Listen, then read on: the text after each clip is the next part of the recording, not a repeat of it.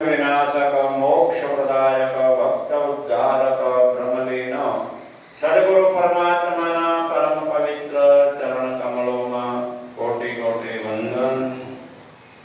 उपस्थित धर्मपरायण भाइयों, भक्तिमती माताओं અને બહેનો, પરમ કૃપાળુ પરમાત્માની મહતી અનુકંપાથી આ ભવ્ય ભારત દેશની અંદર સર્વશ્રેષ્ઠ માનવ જીવનમાં સર્વશ્રેષ્ઠ ચાતુર્માસના શ્રાવણ માસમાં શાસ્ત્રોની અંદર પણ સર્વશ્રેષ્ઠ શ્રીમદ ભાગવત શાસ્ત્ર છે આપણને શ્રવણ કરવાનો અમૂલ્ય લાભ પ્રાપ્ત થઈ રહ્યો છે।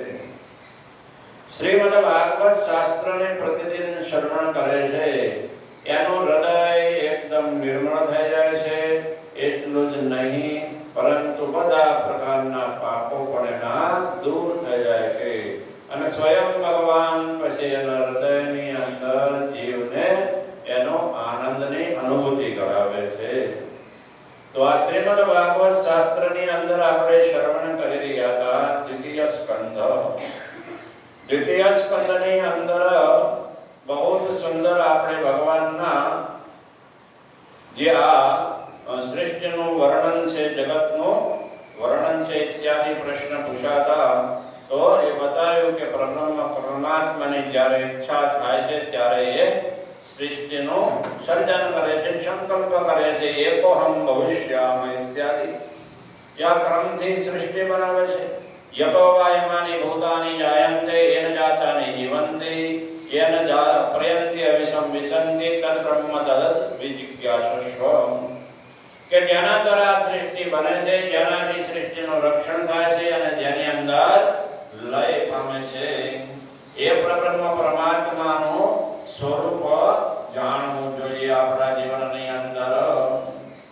બ્રહ્માજીને હવે નવમા સ્કંદ તૃતીય સ્કંદની અંદર 9મા અધ્યાયની અંદર બહુ સુંદર ભગવાન ઉપદેશ આપે છે ચતુશ્લોકી ભાગવતનો।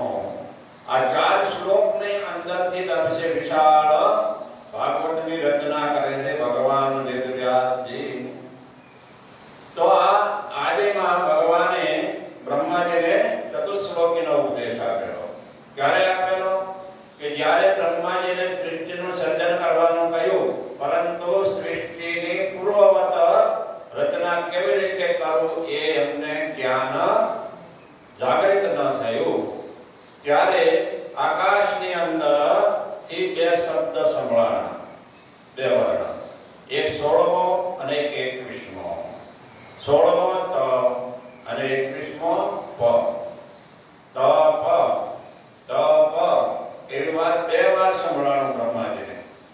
બ્રહ્માજી ચારે બાજુ જોવા લાગ્યા કે આવાજ કોણે કર્યો, ક્યાં કોણ છે, પરંતુ કઈ દેખાણો નહીં। ત્યારે બ્રહ્માજીએ વિચાર કર્યો કે પરબ્રહ્મ પરમાત્માએ જ મને તપ કરવા માટેની પ્રેરણા આપી છે। એટલે બ્રહ્માજી કમળ પર બેસીને તપસ્યા કરવા લાગ્યા। કેટલા વર્ષો તપસ્યા કરી? કે 1000 દિવ્ય વર્ષ। આપણા કેટલા વર્ષો થાય ત્યારે એક દિવ્ય વર્ષ થતું, એમાં 1000 દિવ્ય વર્ષ સુધી તપસ્યા કરી બ્રહ્માજી। એટલે તપસ્વીમાં સર્વશ્રેષ્ઠ બ્રહ્માજી છે કે 1000 દિવ્ય વર્ષ તપસ્યા કરી તો ભગવાન પછી એની ઉપર બ્રહ્માજી ઉપર પ્રસન્ન થયા, પ્રગટ થઈને દર્શન દીધા।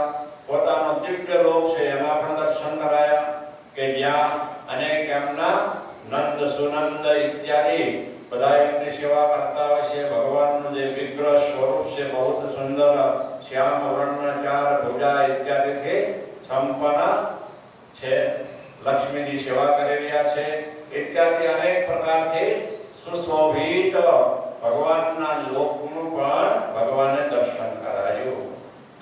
ત્યાર પછી ભગવાન એમને સુંદર ચતુશ્લોકી ભાગવતનું જ્ઞાન આપે છે જે આપણા જીવનની અંદર અત્યંત ઉપયોગી છે। કારણ કે બ્રહ્માજીએ કહ્યું કે હું સૃષ્ટિ કરું પરંતુ સૃષ્ટિ કર્યા પછી અંદર ફસાઈ ન જાઉં, એવું મને જ્ઞાન આપો। ત્યારે બ્રહ્માજીને ચતુશ્લોકી ભાગવત ભાગવતનું સુંદર જ્ઞાન આપે છે અને એ જ્ઞાન છે એ જો જીવાત્મા સારી રીતે સમજી લે અને પોતાના જીવનમાં ઉતારે તો એને પણ કોઈ પ્રકારનો મોહ થાય નહીં. તો ચતુશ્લોકીના પ્રથમ શ્લોકની અંદર કહે છે અહમેવા સમેવાગ્રે નાન્યદયત સદસત પરમ પશ્ચાદહમ યદેતચ યો વશિષ્યેત સોસ્મ્યહમ.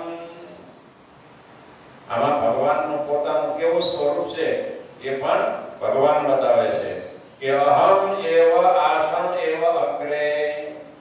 અગ્રે એટલે આ સૃષ્ટિના પહેલા, જ્યારે સૃષ્ટિ નહોતી બની ત્યારે ભગવાન કહે છે અહમ એવ આસમ, કે હું એક જ હતો. સૃષ્ટિનો પ્રલય થઈ ગયો હતો ત્યારે કેવલ ભગવાન સિવાય બીજું કાંઈ નહોતું. ન અન્ય યત સદસત પરમ, કે ભગવાન સિવાય સત એટલે સ્થૂળ આ સૃષ્ટિ દેખાય છે એ, અસત એટલે સૂક્ષ્મ જે આંખે ન દેખાય એ, પરમ એટલે એનું કારણ પ્રકૃતિ એ કાંઈ પણ નહોતું. કેવલ ભગવાન એક જ હતા. સમજાય છે ને?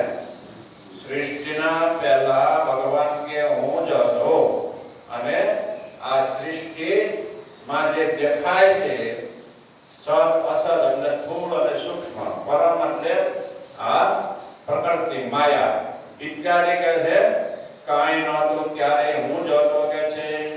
પશ્ચાત અહમ, જ્યારે સૃષ્ટિનો પ્રલય થઈ જાય છે અને સૃષ્ટિ ભગવાનની અંદર લીન થઈ જાય છે ત્યારે કહે છે અહમ, હું જ રહેવાનો છું. આગળ કહે છે યત યતચ, યત એટલે આ જો દેખાય છે બધું, યત એટલે સમસ્ત જેટલી સૃષ્ટિ છે બધું કહે છે મારું સ્વરૂપ છે, હું જ છું. મારી સિવાય બીજું કાંઈ છે જ નહીં. યો અવશિષ્યેત સોસ્મ્યહમ, જ્યારે કશે પછી બધું ન રહે ત્યારે શેષ ભાગથી કેવલ હું જ રહીશ, મારા સિવાય બીજું કાંઈ નહીં રહે. મતલબ પહેલા ભૂતકાળની અંદર હું હતો, અત્યારે વર્તમાન કાળની અંદર પણ હું છું અને ભવિષ્ય કાળની અંદર સૃષ્ટિનો લય થઈ જાય છે ત્યારે પણ હું જ રહેવાનો છું. તો અહીંયા ભગવાન પોતાને ત્રણેય કાળની અંદર રહેવા વાળા બતાવે છે. બહુ સુંદર.